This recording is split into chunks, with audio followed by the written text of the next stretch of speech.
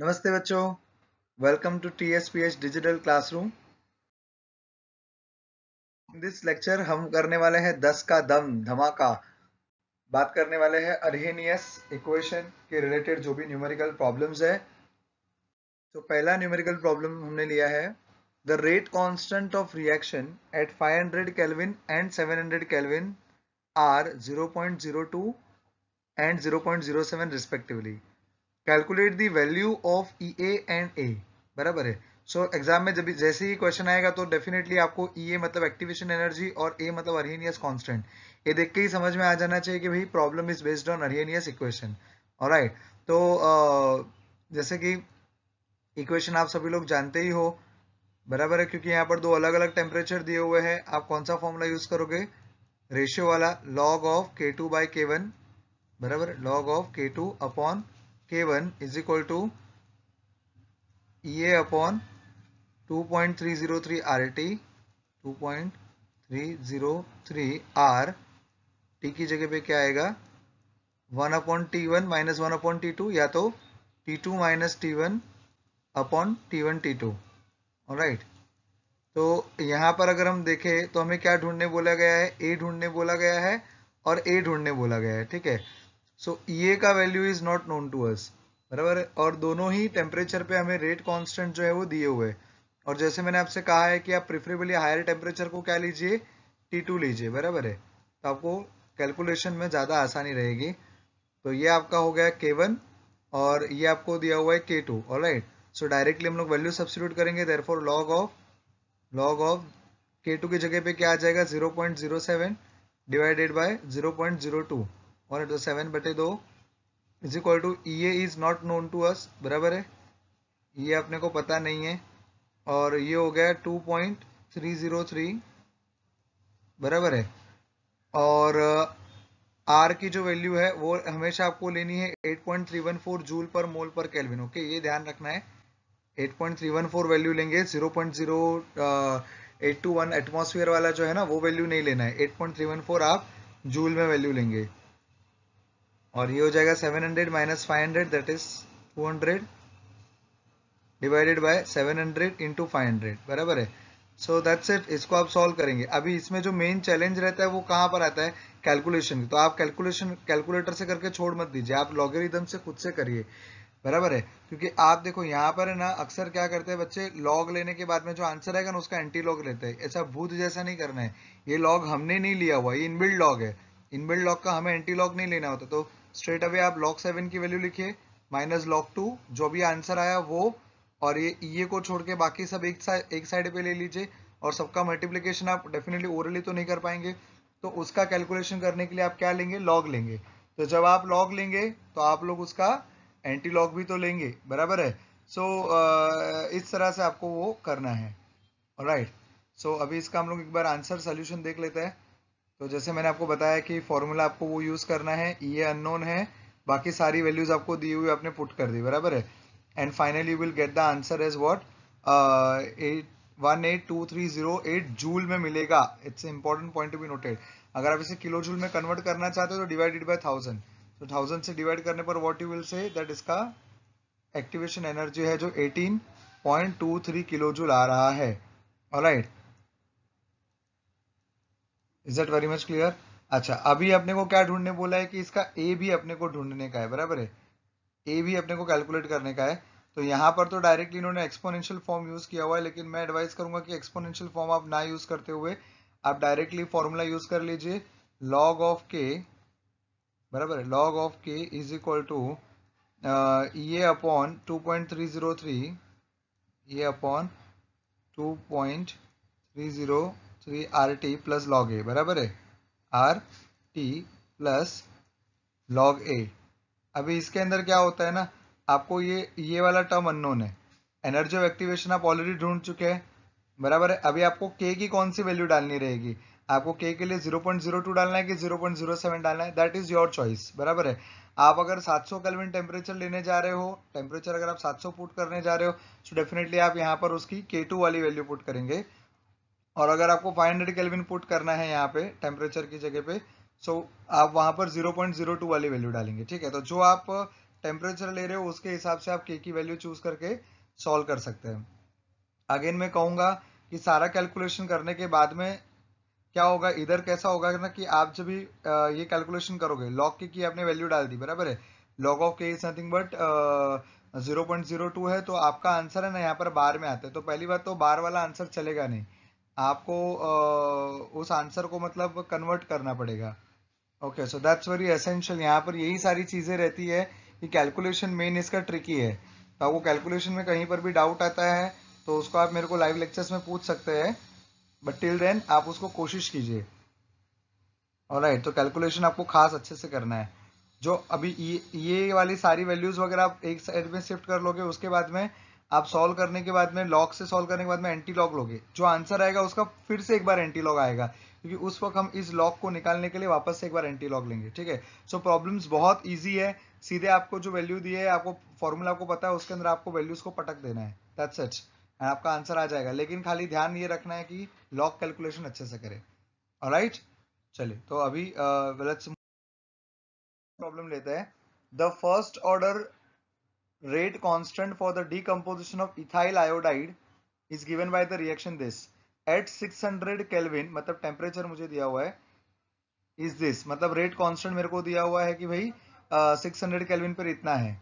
If the energy of activation is 209 kilojoule per mole, calculate the rate constant of the reaction at 700 kelvin. Alright, तो again it's a similar sort of a problem, दो अलग अलग temperature की बात चल रही है, 600 भी है और 700 भी है, तो जो लॉग K2/K1 वाली फॉर्मूला है वही हम यहाँ पर यूज करेंगे। सो यहाँ पर तो ऑलरेडी हमें क्या क्या दिया हुआ है, एक के अपने को दिया हुआ है, ठीक है ना। सो लॉग ऑफ K2/K1 जो हम लिखते हैं ना, लॉग ऑफ K2/K1 लिखते हैं, उसकी जगह पे हम इसको क्या कर देंगे, log of K2 minus K1, number का जब हो डिवाइड, लॉग का सब्ट्रैक्शन न कर लो, तो ये हमने लॉग को सब्ट्रैक्ट करके यहाँ पर लिखा हुआ है, समझ गए ना। सो यहाँ पर लॉग को सब्ट्रैक्ट करके लिखा है, क्यों, क्योंकि एक लॉग की वैल्यू आपको दी हुई है, बराबर। अभी ये 600 है और ये 700 है, तो जैसे मैंने बताया कि हायर टेम्परेचर है वो आप 700 को आप K2 वाला वैल्यू ले लीजिए, सो ये आपका अननोन हो जाएगा, बराबर, और लोअर वाली वैल्यू जो टेम्परेचर वाली है उसके हिसाब से लॉग K1 हो जाएगा। सो लॉग K1 आपको दिया हुआ है, ठीक है, लॉग K1 आपको दिया हुआ है, और आपको एक्टिवेशन एनर्जी भी दिया हुआ है। खास ध्यान रखिएगा ये किलो जूल में है, तो आपको इंटू 10⁻³ कर देने का। जब यहाँ पर आप वैल्यू यूज कर रहे हैं ना, ये फॉर्मूला यूज कर रहे हो, तो आपको ऐसा ही सिस्टम फॉलो करना रहेगा। तो ये वैल्यू पटकते वक्त सीधा मत डाल देना, वैल्यू को थोड़ा इंटू 10⁻³ कर दीजिए, और फिर आप बिंदास वैल्यू को यहाँ पर पटक दीजिए, बराबर, ये के यहाँ पर। और आर की वैल्यू तो आप जानते हैं 8.314 जूल पर मोल पर केल्विन। T2 आपको 700 दिया हुआ है और T1 आपको 600 दिया हुआ है। So all the values are given to you except log K2, बराबर है। सो अगेन यहाँ पर भी वैसा ही होगा, पूरा कैलकुलेशन करेंगे आप लोग, उसके लिए आपको लॉग की मदद लेनी होगी, और लॉग की मदद लोगे तो आप एंटी लॉग भी लोगे, और जो फाइनल आंसर आएगा उसका फिर से एंटी लॉग निकलेगा, क्योंकि इस लॉग को हटाना रहेगा आपको। ठीक है, तो खास इन चीजों का ध्यान रखें। आपके रेफरेंस के लिए मैंने यहाँ पर फाइनल आंसर भी दिया हुआ है, 6.36 इंटू 10⁻³ ठीक है, तो सॉल्व कीजिए, और कहाँ पर आपका अटक रहा है वो फिर आप मुझे बता सकते हैं। ठीक है, ऑलराइट, चलिए let's. The rate of the chemical reaction doubles for an increase of 10 Kelvin in absolute temperature from 298 Kelvin. Calculate energy of activation, बराबर है। अभी अपने को क्या बोला, rate of the chemical reaction doubles. अभी जाहिर सी बात है, आपने क्या बोला यहाँ पर, कॉन्सेंट्रेशन को तो चेंज करा नहीं है, सिर्फ टेम्परेचर ही आप बदल रहे हो। तो अगर rate of the chemical reaction double हुआ है, उसका मतलब रेट कांस्टेंट डबल हुआ होगा। See rate is equal to K time A, ठीक है, alright, rate is equal to K time A raised to n. We don't know what is the order of the reaction. Now we are not changing this, बराबर, and what they are saying that R2 is 2 time R1, बराबर है। so जो भी rate की ratio रहेगी, कहना है that will be the ratio of K, है ना, क्योंकि आपने A तो चेंज करा नहीं है, तो A और A तो कट हो जाएगा अगर आप ये दोनों लिखते भी हो तो, ठीक है, अगर A raised to n लिखा तो, क्योंकि कॉन्सेंट्रेशन ऑफ A बरकरार है इसके लिए वो कट हो जाएगा, और K2/K1 आपका जो है वही आपका R2/R1 है। तो अगर रेट 2 गुना हुआ है, उसका मतलब कांस्टेंट भी आपका 2 गुना हुआ रहेगा। सो K2/K1 की जो रेशियो है वो है 2/1, ये अपने को दिया हुआ है, बराबर, it is double. And temperature अपने को बोला हुआ है 10 केल्विन बढ़ाना है 298 से, सो आपका इनिशियल टेम्परेचर T1 कितना हो गया, 298 हो गया, और आपका T2 जो है वो कितना हो जाएगा, बिकॉज आपने 10 डिग्री बढ़ा दिया है, तो दिस विल बिकम नाउ 308, बराबर है। तो आपको टेम्परेचर T1 और T2 दिया हुआ है, आपको K2/K1 की रेशियो भी दी हुई है, और आपको स्ट्रेट पूछा कि एनर्जी ऑफ एक्टिवेशन क्या आएगा। सो इसका तो सिंपल फॉर्मूला आप अप्लाई करेंगे, बराबर है। टेम्परेचर आपको दिया हुआ है, T2 दिया हुआ है, K2/K1 की रेशियो जैसे मैं आपको बता चुका हूँ कि ये आपने यहाँ पर 2 दिया हुआ है, तो ये आ गया log 2। एनर्जी ऑफ एक्टिवेशन हमें नहीं पता है, बराबर है। 2.303, आर की वैल्यू 8.314, यहाँ पर आएगा T2 minus T1 that is 308 minus 298 that is 10, और ये वैल्यूज यहाँ पर है, बराबर है। सो log 2 की वैल्यू आएगी, उसका एंटी लॉग लोगे क्या? ऑब्वियसली नहीं, ये लॉग इनबिल्ड लॉग है, उसका हम एंटी लॉग नहीं लेते, ठीक है। और log 2 का वैल्यू आएगा 0.3010, और फिर ये बाकी जो सारी वैल्यूज है वो सब इधर से आप लेफ्ट हैंड साइड पे शिफ्ट कर दीजिए, 10 जो है वो नीचे चला जाएगा। उससे सॉल्व करने के लिए आप लॉग की मदद लोगे, लॉग लेने के बाद में उसका एंटी लॉग लेंगे, बराबर है। सो आपका जो एनर्जी ऑफ एक्टिवेशन है that comes out to be 52897 joule. ये ध्यान में रखने वाली बात है, आपकी एनर्जी जो आएगी वो जूल पर मोल में आती है, जूल पर मोल। ये यूनिट है ना, थ्योरी एग्जाम में बच्चे खा जाते हैं, बराबर है, तो उसको ध्यान रखिए। और जूल के बाद में जो आंसर अगर आप डिवाइड करना चाहते हो तो उसको 1000 से डिवाइड कर दीजिएगा, तो 52.8। और जैसे स्मार्ट बच्चों को याद रहेगा, मैंने आपको थ्योरी लेक्चर में भी समझाया था कि 10 केल्विन बढ़ाने पर डबल होता है जब भी तो उनका जो एनर्जी ऑफ एक्टिवेशन है वो अप्रोक्सीमेटली 53 किलो जूल की रेंज में आता है। ऐसा, और तो आप यहाँ पर चेक कर सकते हो, यहाँ पर जो आपका एनर्जी ऑफ एक्टिवेशन है 52.8 किलो जूल है। ऑलराइट, चलिए let's. The activation energy for the reaction is 209.5 kilojoule at 581 kelvin. मतलब 581 केल्विन पे अपने को इसका जो एनर्जी ऑफ एक्टिवेशन है वो दिया हुआ है। And calculate the fraction of the molecule of the reactant having energy equal to or greater than the activation energy. Lovely question. So do you remember, देखो हमें क्या पूछा गया है, fraction of the molecules having the energy of activation or more than that. सो जो derivation था उसके अंदर हमने पढ़ा था F is equal to e raise to minus E upon R T. Yes, do you remember this? So basically हमें यही calculate करना है, यही वो फ्रैक्शन है, बराबर है। सो यही वो फ्रैक्शन है जो हमें कैलकुलेट करना है। अभी इसमें अपने को एनर्जी ऑफ एक्टिवेशन दे रखा है, आर दे रखा है और टी दे रखा है, बराबर है। एक्सपोनेंशियल फॉर्म सॉल्व करना अपने लिए डिफिकल्ट है, तो हम क्या करते हैं, इसको लॉगरिथमिक फॉर्म में ले लेते हैं। सो लॉग ऑफ एफ, बराबर है, एफ की जगह पे आप एक्स भी लिख सकते हो, will be equal to minus E A upon R T, minus E A upon R T, बराबर है, अगर आपने एल एन लिया हुआ है तो, बराबर है। और बाद में जो आएगा इसके आप जानते हैं कि 2.303 यहाँ पर नीचे आ जाएगा। Alright, is that very much clear? So ये आपका फॉर्मूला बन गया। अभी जो भी आप आंसर कैलकुलेट करोगे, बराबर है, भाई आर की वैल्यू, ई ए की वैल्यू आपको दी हुई है 209.5, बराबर, तो स्मार्ट बच्चे जानते हैं 209.5 इंटू 10⁻³ जूल में डालना होगा आपको इसे, बराबर है। तो इसको हमने जूल में कन्वर्ट कर दिया, अपॉन 2.303 इंटू आर की वैल्यू 8.314, बराबर है, इंटू टेम्परेचर अपने को दिया है 581। अब मुझे बताओ कि ये कैलकुलेशन आपसे ओरली होगा क्या? ऑब्वियसली नहीं होगा। तो हम लोग क्या करेंगे, इसके लिए लॉग एंटी लॉग की मदद लेंगे। तो लॉग एंटी लॉग की मदद लेंगे, लॉग लेने के बाद में जो भी अपना आंसर आएगा उसका हम एंटी लॉग भी लेंगे।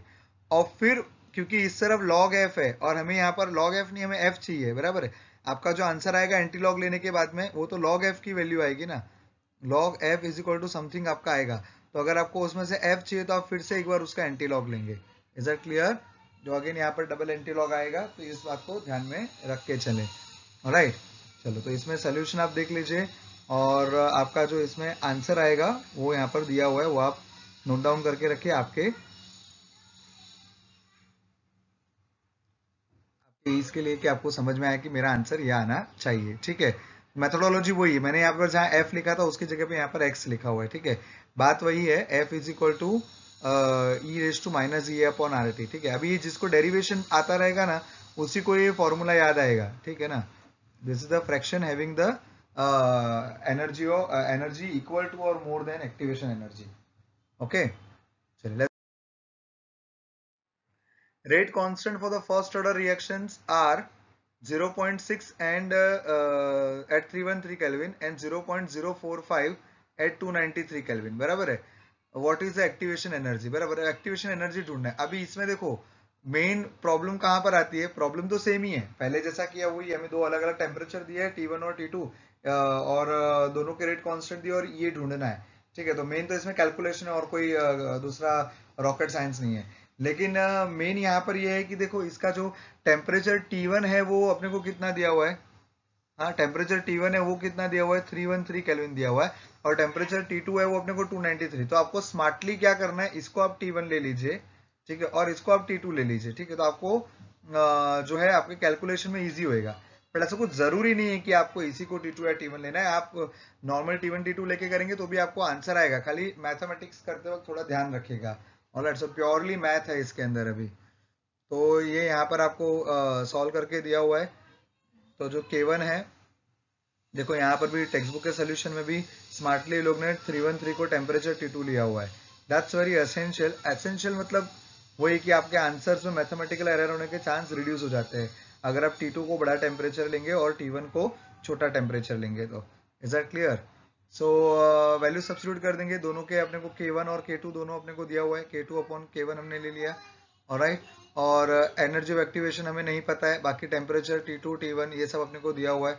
ठीक है, कैलकुलेशन कोई ओरली करने की जरूरत नहीं है. क्या लेंगे उसके लिए, हम लोग लॉग करेंगे. बराबर है, तो लॉग लेंगे और यहाँ पर हम लोग इसका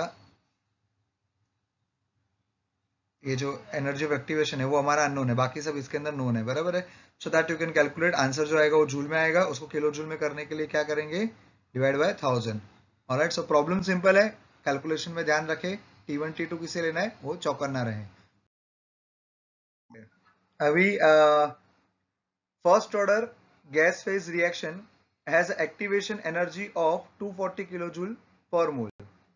If the pre-exponential factor is 1.6 into 10 की power 1.6 into 10 की power 13 per second, what is the rate constant of the reaction at 600 Kelvin? मतलब हमें 600 Kelvin पे जो क्या है रेट कांस्टेंट के पूछा गया है. क्या यहाँ पर दो अलग अलग टेम्परेचर की बात की है? नहीं की है. इसका मतलब क्या हुआ, आप सीधा एक ही फॉर्मूला यूज कर लीजिए. कौन सा formula, log of K is equal to log of A. A की वैल्यू आपको दी है क्या, प्री एक्सपोनेंशियल फैक्टर की वैल्यू दी है क्या?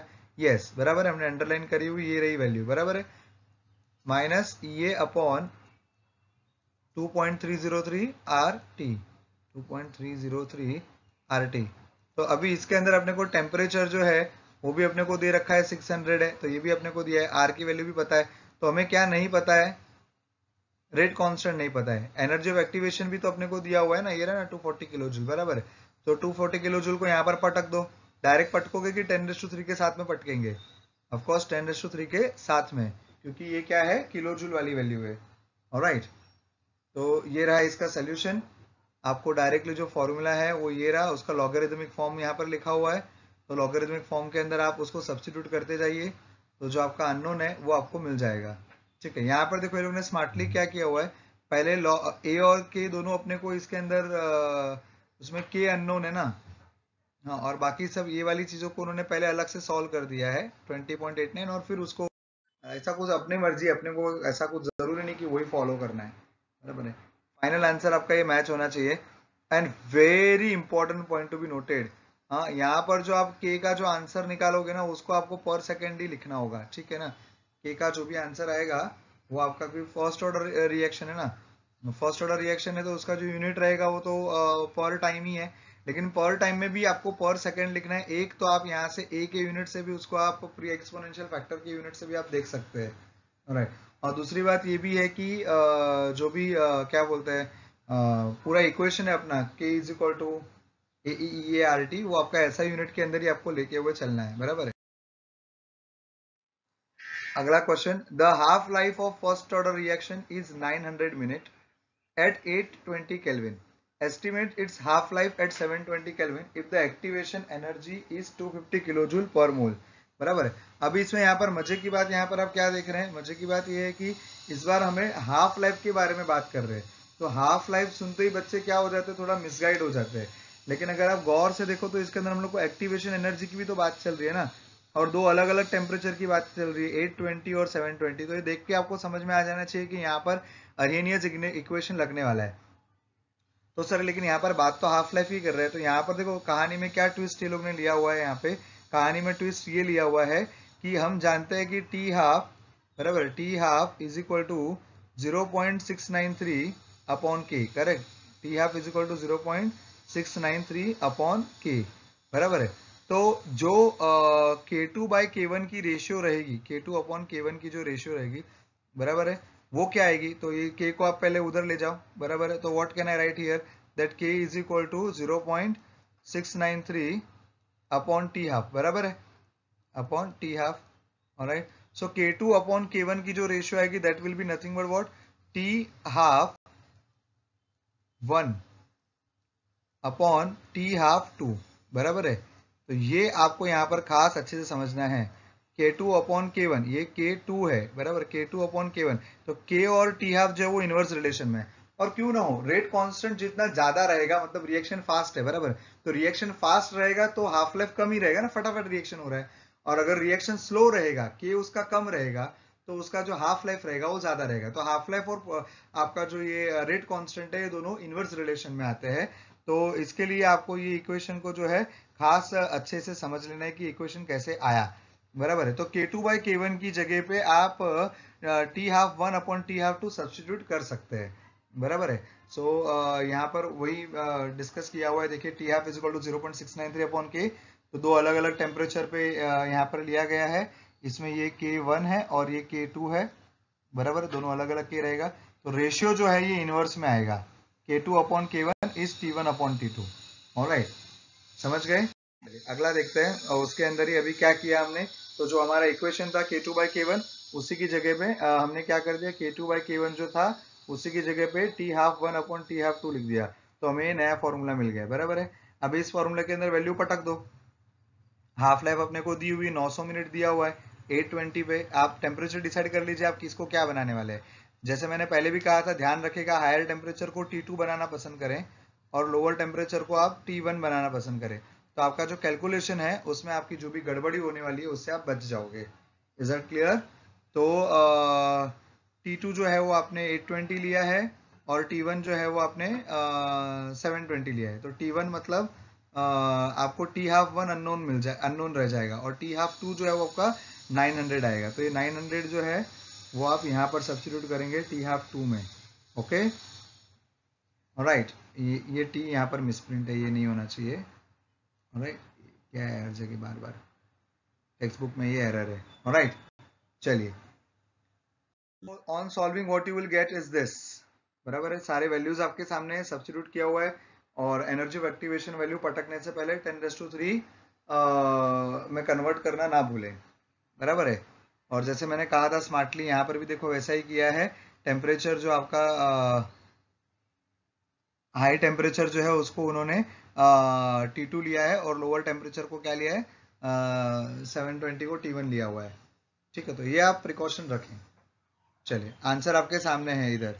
Okay, alright. अब देखो मजे की बात क्या है, ये रेशियो था, ठीक है ना। तो रेशियो में अगर आपने इसको मिनट में लिया है तो ऑब्वियसली ये मिनट में ही आएगा। फिर ये मत बोलना कि सर आप तो सेकंड सेकंड कर रहे थे, वो तो सिंगल इक्वेशन था, रेशियो थोड़ी ना था। ठीक है, तो दैट्स इट। ये है मजेदार वो कॉन्सेप्ट जिसके बारे में मैंने लेक्चर 1 में भी जिक्र किया था। बड़ा मजेदार है इसमें ना, जो बातें कही है इसका एक जगह पे एप्लीकेशन भी मैं आपको सिखाऊंगा। चलिए पहले क्वेश्चन देख लेते हैं। The activation energy for two reactions are EA and EA dash. Okay, and EA is given greater than EA dash if the temperature of the reacting system increases from T1 to T2। मतलब T2 higher temperature है क्योंकि increases बोला हुआ है, ठीक है ना। Predict which of the following is correct, बराबर है। और अपने को ये सारे ऑप्शंस दे रखे हैं, और अपने को क्या बोला है कि जो KS are the rate constant at a lower temperature, मतलब K1 जो रहेगा ना वो लोअर टेम्परेचर पे है, और K1 डैश जो है, KS डैश मतलब K1 डैश या K2 dash at a higher temperature. ठीक है, दोनों की एक्टिवेशन एनर्जी अपने को दी हुई है। और ये तो पहले तो आप है ना वीडियो को पॉज कर लीजिए, क्वेश्चन आपकी स्क्रीन पर है उसे पढ़िए, समझने का ट्राई कीजिए और खुद से सॉल्व करने का प्रयास कीजिए, ठीक है, कि क्वेश्चन क्या कहना चाह रहा है पहले वो समझ लीजिए, ठीक है, और फिर सॉल्व कीजिए, और नहीं तो नहीं आता है तो फिर आप वीडियो कंटिन्यू आगे देख सकते हैं। तो जैसे आप जानते हैं कि अपना जो के है, बराबर है, K is equal to A e raise to minus E upon R T, बराबर है। तो एक आप सिंपल सी बात जानते हो कि एनर्जी ऑफ एक्टिवेशन जितना कम रहेगा उतना रेट कांस्टेंट ज्यादा रहेगा, मेक सेंस, बराबर है। एनर्जी ऑफ एक्टिवेशन जितना कम रहेगा उतना रेट कांस्टेंट अपना ज्यादा रहेगा, बराबर है, फास्टर रिएक्शन होगा अगर एनर्जी ऑफ एक्टिवेशन कम लग रही है तो। अभी आपने जब टेम्परेचर बढ़ाया तो टेम्परेचर का इफेक्ट किसको ज्यादा पड़ेगा, ये आपको मेन यहां पर सोचना है, ठीक है। तो अभी आप मैथमेटिकली तो इजीली सोच सकते हैं कि हमारे पास में दो इक्वेशन है और उसमें एक है ई और दूसरा है ई डैश, बराबर है।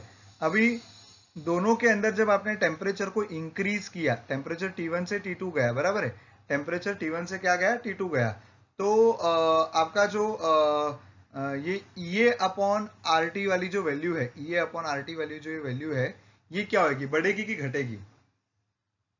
टेम्परेचर अगर आप इंक्रीज कर रहे हो तो ई रेस टू माइनस ई वाली जो पूरी आपकी वैल्यू है वो आपकी इंक्रीज होने वाली है, बराबर है। बट अगर आपका ई ज्यादा होगा, एनर्जी ऑफ एक्टिवेशन ज्यादा होगा, तो उसमें होने वाला इंक्रीमेंट भी तो ज्यादा होगा ना, आप समझ रहे हो। अगर ई डैश आपका बड़ा है, सॉरी यहाँ पर आपका ई बड़ा है, राइट, तो ई बड़ा है तो टेम्परेचर जब आप बढ़ाते हो, टेम्परेचर जब आप बढ़ाते हो तो उसका फायदा किसको ज्यादा मिलेगा, जिसका एनर्जी ऑफ एक्टिवेशन ज्यादा है उसको, कि जिसका एनर्जी ऑफ एक्टिवेशन कम है उसको। तो आंसर है जिसका एनर्जी ऑफ एक्टिवेशन ज्यादा है उसको ज्यादा फायदा मिलेगा, ठीक है।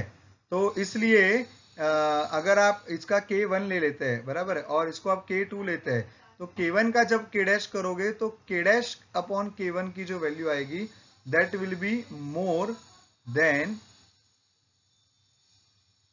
K dash upon K of second one, okay. क्यों, क्योंकि इसका एक्टिवेशन एनर्जी ज्यादा है, तो जिसका एक्टिवेशन एनर्जी ज्यादा होता है उसको फायदा ज्यादा मिलेगा टेम्परेचर बढ़ाने का, ठीक है। ज्यादा एक्टिवेशन एनर्जी वाले, मतलब आप इसको लॉजिकली सोचो, देखो एकदम आसान है, लॉजिकली सोचो कि जिसकी एक्टिवेशन एनर्जी ज्यादा है मतलब उनको दिक्कत आ रही है ना जाने में, वो लोग नहीं जा पा रहे ना आसानी से रिएक्शन में। अब जब आपने टेम्परेचर बढ़ा के दिया तो फायदा किसको ज्यादा मिलेगा, ऑफकोर्स जिसकी एनर्जी ऑफ एक्टिवेशन ज्यादा है उसको ज्यादा फायदा मिलेगा। Is that clear. तो ये है वो मजेदार कॉन्सेप्ट, ओके। अभी इसको आप इक्विलिब्रियम के साथ में भी लगा सकते हो। कई बार मुझे बच्चे लोग पूछते हैं कि सर इक्विलिब्रियम कांस्टेंट जो है के जो है ये तो आपका इसमें क्या बोलते हैं एक्सोथर्मिक रहता है, एक्सोथर्मिक के लिए बराबर है, आपका जो के कांस्टेंट रहता है वो तो घट जाता है, और एंडोथर्मिक के लिए आपका जो के कांस्टेंट है वो बढ़ जाता है, बराबर है। एंडोथर्मिक के लिए अगर मैं ये किसकी बात कर रहा हूँ, इक्विलिब्रियम कांस्टेंट की बात कर रहा हूँ, ऑलराइट। सो ये इक्विलिब्रियम कांस्टेंट को लेकर है, लेकिन अगर आप रेट कांस्टेंट को लेकर बात कर रहे हो तो रेट कांस्टेंट जो है ये तो दोनों ही केस के अंदर बढ़ता ही है, ये ध्यान में रखो। इक्विलिब्रियम कांस्टेंट एक्सोथर्मिक के लिए घटेगा, बराबर है, और एंडोथर्मिक के लिए बढ़ेगा, लेकिन रेट कांस्टेंट दोनों के लिए बढ़ता है। तो ये क्यों है, अगर आप इन दोनों कॉन्सेप्ट को लगाओगे साथ में तो आपको डेफिनेटली समझ में आएगा। लाइव लेक्चर में हम लोग इसका और डिस्कशन ले सकते हैं, अगर आप पहले आप खुद से कोशिश करो कि आपको क्या समझ में आ रहा है, बराबर है। मैं आपको पूछूंगा, अगर आप जस्टिफाई कर पा रहे हो तो that will be great thing, alright. लेते हैं the decomposition of hydrocarbon follows the equation K is equal to, अभी अपने को यहाँ पर इक्वेशन दे रखा है, ठीक है, और अपने को पूछा है कि एनर्जी ऑफ एक्टिवेशन E का वैल्यू कितना रहेगा।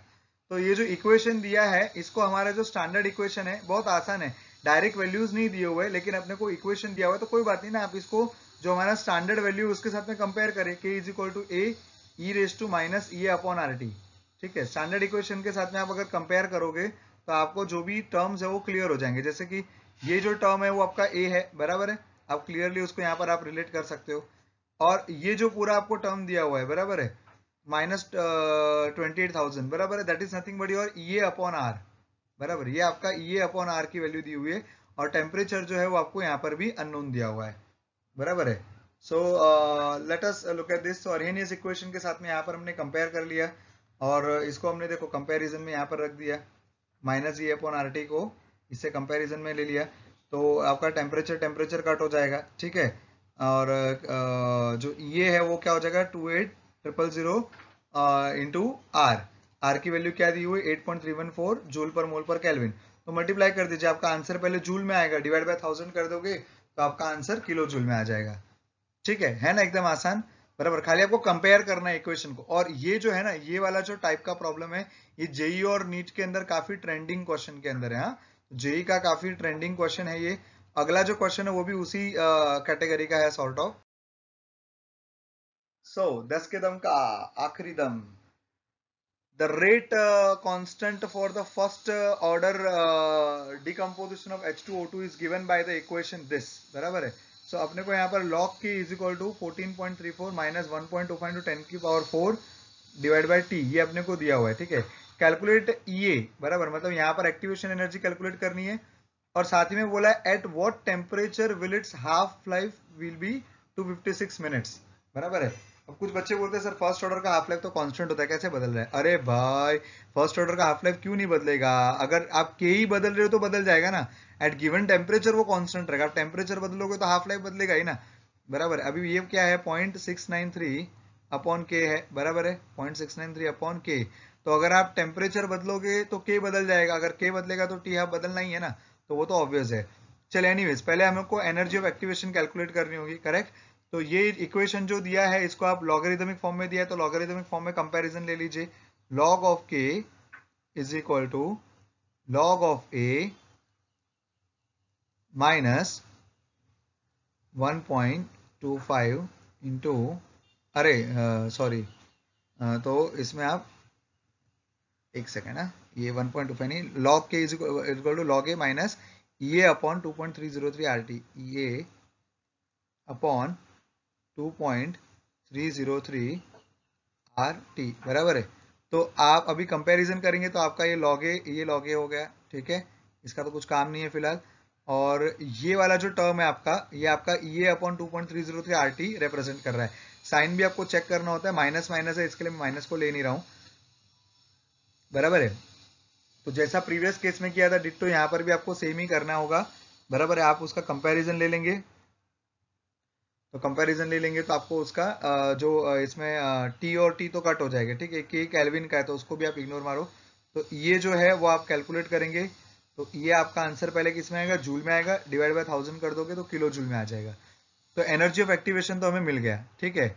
अभी सवाल आता है कि अपने को क्या चाहिए, हाफ लाइफ चाहिए। अब हाफ लाइफ के लिए अपने को सबसे पहले क्या ढूंढना होगा, हाफ लाइफ का फॉर्मूला क्या है 0.693 अपॉन के, लेकिन हमारे पास में के तो है नहीं, ठीक है ना, हमारे पास में के तो है नहीं, के तो अननोन दिया हुआ है। ये इक्वेशन में के की वैल्यू दी है क्या, नहीं दी हुई है, तो पहले आपको के ढूंढना होगा। तो के कैसे ढूंढेंगे, तो इनफैक्ट अपने को हाफ लाइफ दिया हुआ है, हाफ लाइफ ढूंढना नहीं है, सॉरी, हाफ लाइफ अपने को दिया हुआ है और अपने को टेम्परेचर ढूंढना है ना। तो हाफ लाइफ से पहले हम लोग के निकाल सकते हैं, बराबर है। अगर हाफ लाइफ से अपने को के मिल गया तो फिर वो ये के आपका नोन हो गया और बाकी फिर इक्वेशन में एक ही अननोन बचेगा, यस और। तो ये आप यहाँ पर देख सकते हैं कि हमने कैसे किया है। तो पहले हमने टी हाफ लिया हुआ है, बराबर है, और टी हाफ में से हमने सबसे पहले के कैलकुलेट किया, और ये के किस में आएगा, पर सेकंड में आएगा, जैसे मैंने पहले भी कहा था, बहुत जरूरी है। 256 सेकंड, 256 अगर आप मिनट लेके करोगे तो आपका आंसर गड़बड़ आएगा, इसके, ठीक है। इसको आपको क्या बोलते हैं, पर सेकंड वाले वैल्यू में कन्वर्ट करना जरूरी है। तो यहाँ पर जो 60 है ना, ये कई बार बच्चे लेना भूल जाते हैं, ओके। ये वाला जो 60 है ये आप खा जाते हैं, तो 60 को खास ध्यान में लेकर आप टी हाफ की वैल्यू फाइंड करें, ओके। टी हाफ की वैल्यू फाइंड हो गई, तो सॉरी के आपका फाइंड हो गया, तो उसके बाद में के को यहाँ पर पटक दो इक्वेशन में। ये तो 14.3 आपको दिया हुआ है, टेम्परेचर आपको ढूंढना है, बाकी सब तो नोन है, बराबर। तो टेम्परेचर आप फाइंड करोगे तो that will come out to be 669 kelvin, alright. चलिए, तो आई गेस अभी इतना ही है। इसी तरह के आपके जो भी मेजोरिटी टाइप ऑफ प्रॉब्लम्स है एनर्जी ऑफ एक्टिवेशन को लेकर, अर्हेनियस इक्वेशन को लेकर, ये मैंने यहाँ पर इस वीडियो के अंदर कवर कर लिए हैं। अभी मेन जो इसमें है वो है आपका mathematical part, algebraic part, calculation का, ठीक है। तो लॉग का इस्तेमाल करके आप और बहुत अच्छे से कैलकुलेशन करेंगे, और जो भी डाउट्स रहेगा वो हम लोग लाइव लेक्चर में डिस्कस करेंगे।